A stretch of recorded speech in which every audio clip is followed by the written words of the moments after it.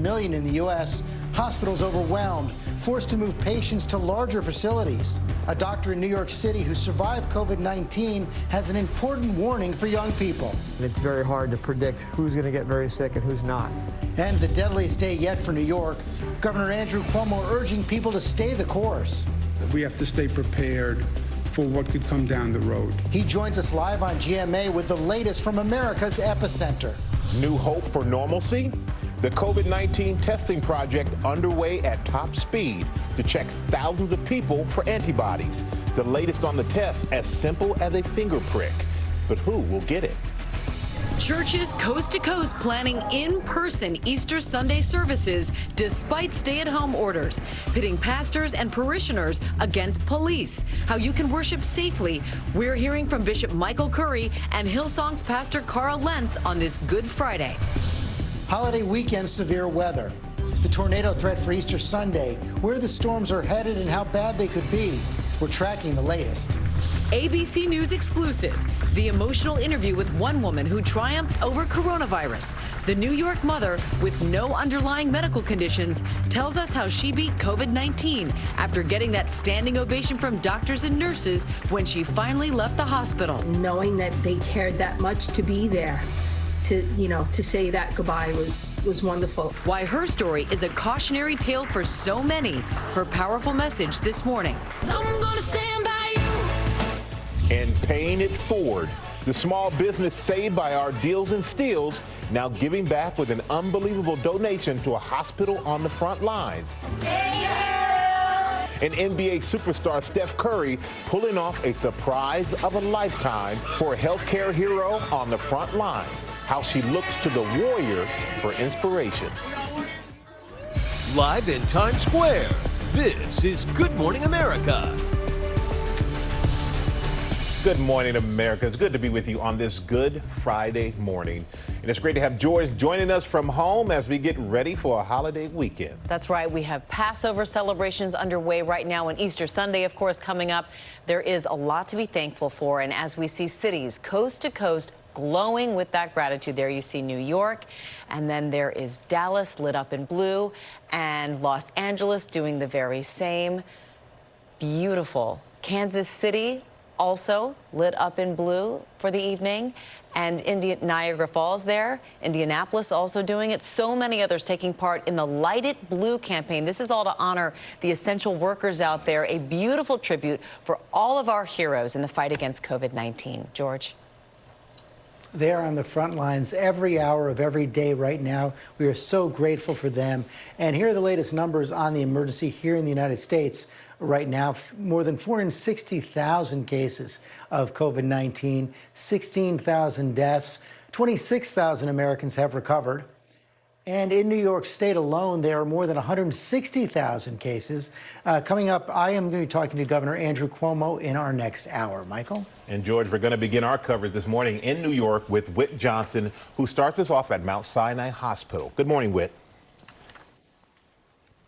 Michael, good morning to you. In New York State, the number of people being admitted into the ICUs is the lowest it's been in 3 weeks. But the governor says that high death rate lags behind as some patients who've been hospitalized for an extended period of time continue to lose their battle with the virus. This morning, a painful pattern as the death toll in New York State continues to eclipse the day before. Coronavirus killing nearly 800 people in just 24 hours. The governor urging New Yorkers to stay the course, despite a lower rate of hospitalizations. We're in a battle, right? But this is about a war. We have to stay prepared for what could come down the road.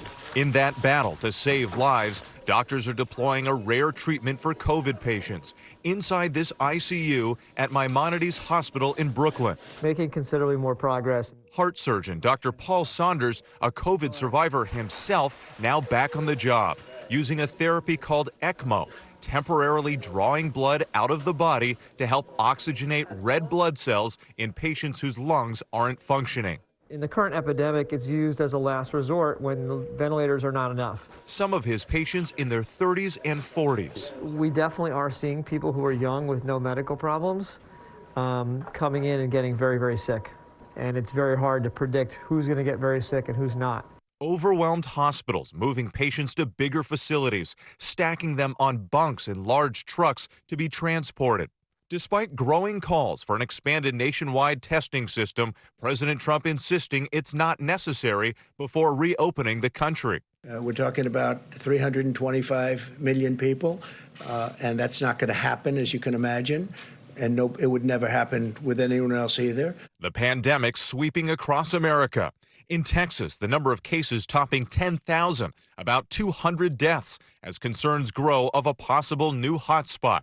In Richmond, Virginia, 39 residents dying in just one nursing home. It appears that it's a death trap. It appears that way, in a sense that we can't see them, we can't go and take them out. And in Chicago overnight, a second death among Cook County jail inmates. Hundreds of inmates and officers within Cook County now testing positive. And there's the economic toll, mounting frustration and uncertainty for millions of Americans filing for unemployment, waiting for their stimulus checks as nearly 17 million are now out of work. We can't get the answers that we need, so it's getting really scary. When all the bills come due in May, I don't know what we're going to do. Now, some businesses are doing their part through the crisis. The Four Seasons flagship hotel in New York City opening its doors to house medical workers. Emergency room doctor and mother Dara Cass, a COVID survivor herself, says the stay is a relief to her and her family. Knowing that I had a safe and secure place to stay and that my family could come home as well was basically indescribable. And stories of recovery from all corners of the country. A cheerful send-off for this elderly couple admitted to this hospital in West Kendall, Florida 2 weeks ago. Finally headed home.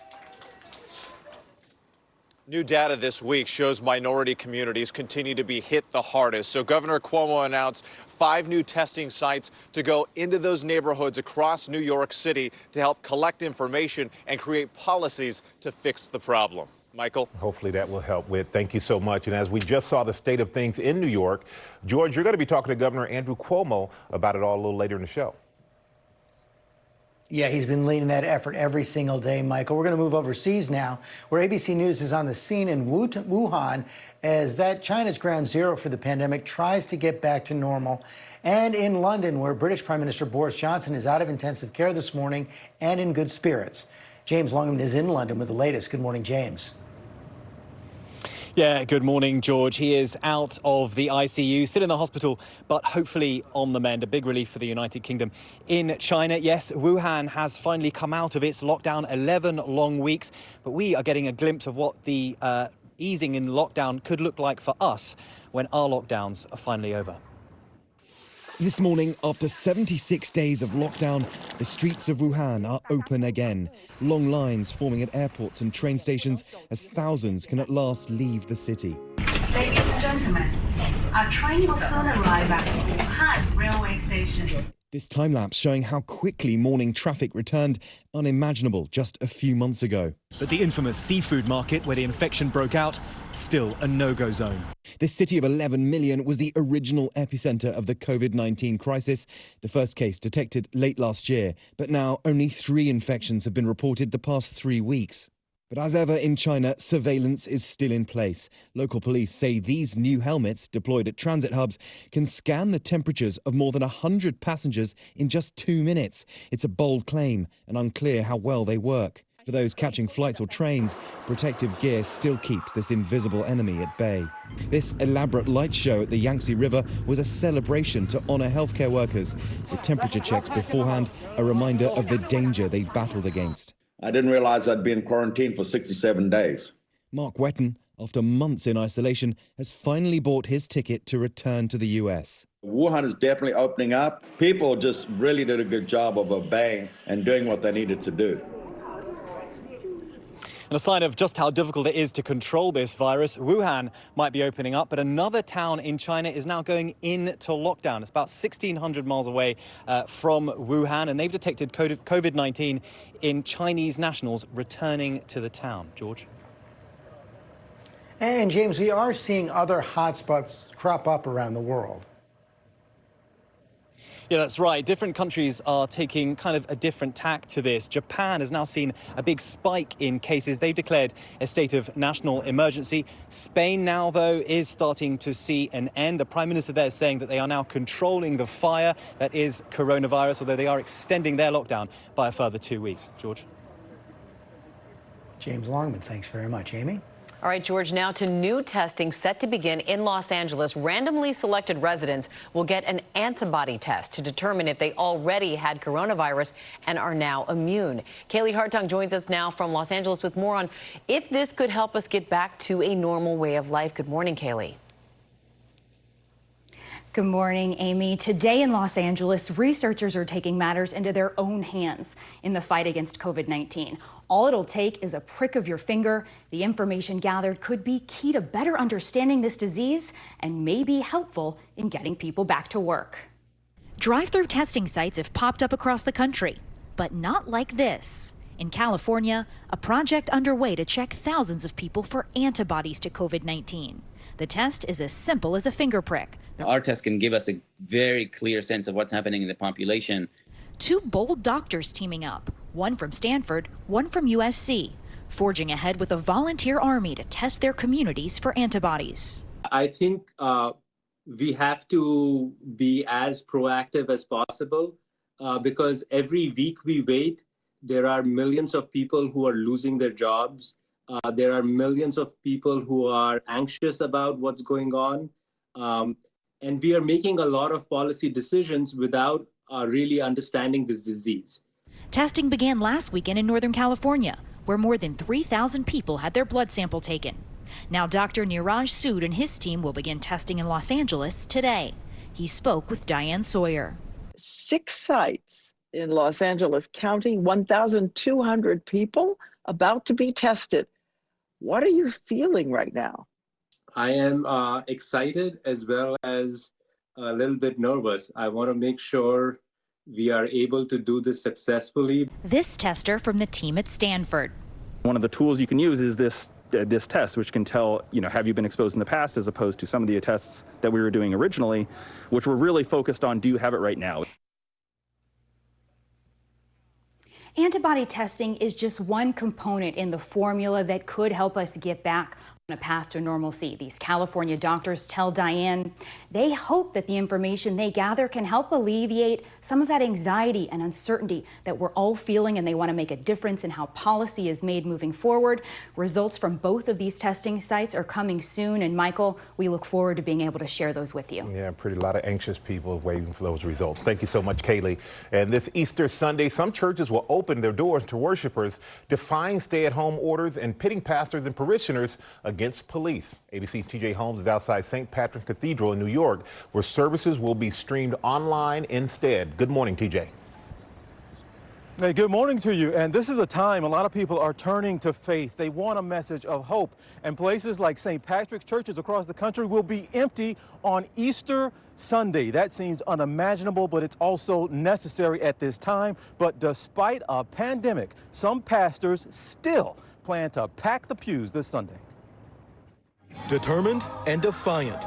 Some churches across the country, from Georgia to Arizona, vowing to hold in-person Easter services despite stay-at-home orders. They're trying to take down our great nation by shutting the doors to the church, but we will not let them. Nothing is going to detour that Easter Sunday service from occurring. Pastor Tony Spell of Louisiana's Life Tabernacle Church says the right to assemble is God-given. And even though he's faced charges for defying the governor's orders for people to stay home and not assemble in large groups, he's still holding massive gatherings. More than 1,200 showed up to his Palm Sunday service last weekend.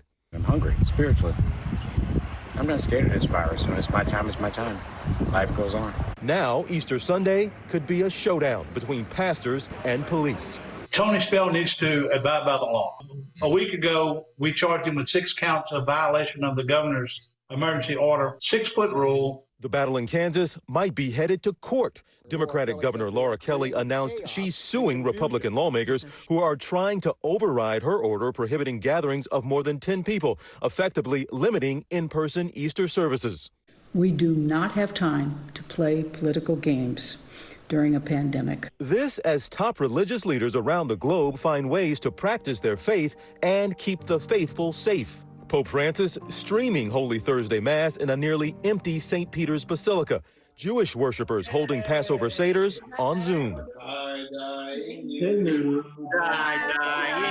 Hillsong pastor Carl Lentz, who battled coronavirus himself, plans to live stream his Easter service for his hundreds of thousands of followers. We don't feel like this guideline from our government is restricting our ability to worship at all. Church is way more than a building anyway. And Reverend Michael Curry, the presiding bishop of the Episcopal Church, says you can still worship God and love thy neighbor by keeping thy distance. Do you think that it makes any sense for anybody to be having church service on Sunday? This is one time when I believe that, frankly, we are doing God's will by not going to church. And right now, not being in public gatherings, if you will, is one way we can show love for our neighbor.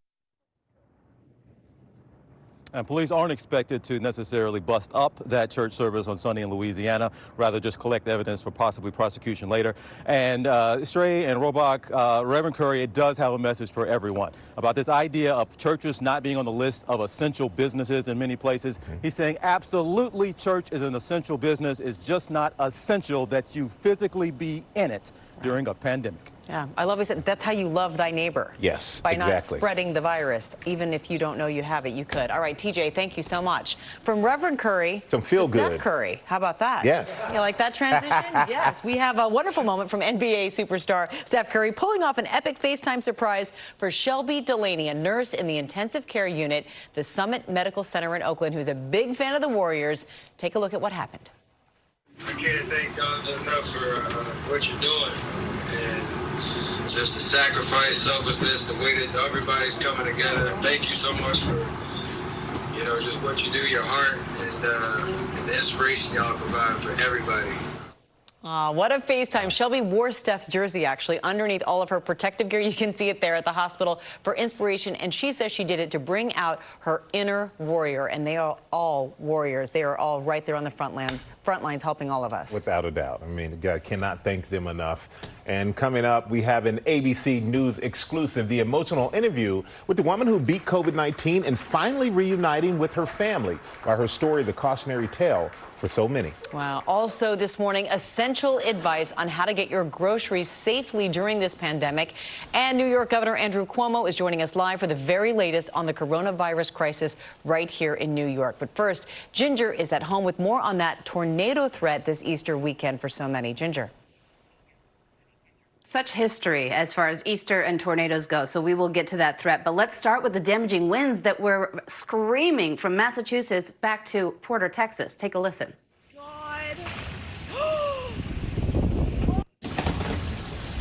Yeah, that would be a huge tree falling, and that was not the only place. Power lines were taken down in New Jersey, trees into homes in other parts of New Jersey. You just have to take in those pictures to realize that could happen again this weekend. The first threat happens in Texas tomorrow, especially near the Mexican border. But again, Louisiana, Mississippi, Alabama, Easter Sunday, tornadoes possible. Let's get to the weekend forecast now, brought to you by the U.S. 2020 Census.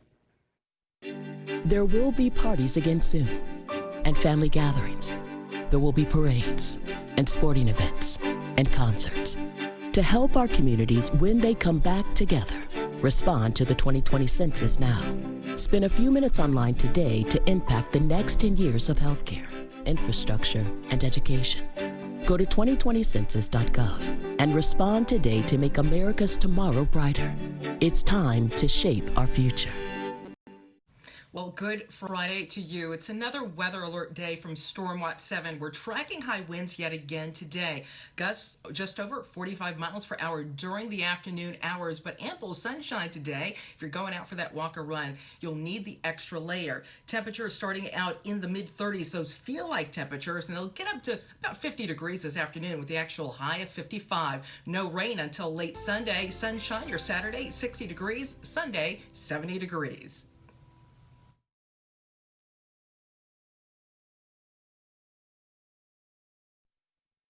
Hi, it's Jan from Toyota. We know how important it is to have a safe, reliable vehicle right now, so Toyota is here to help. For your peace of mind, many of our service centers are open. If you need to replace your vehicle, Toyota will defer your payments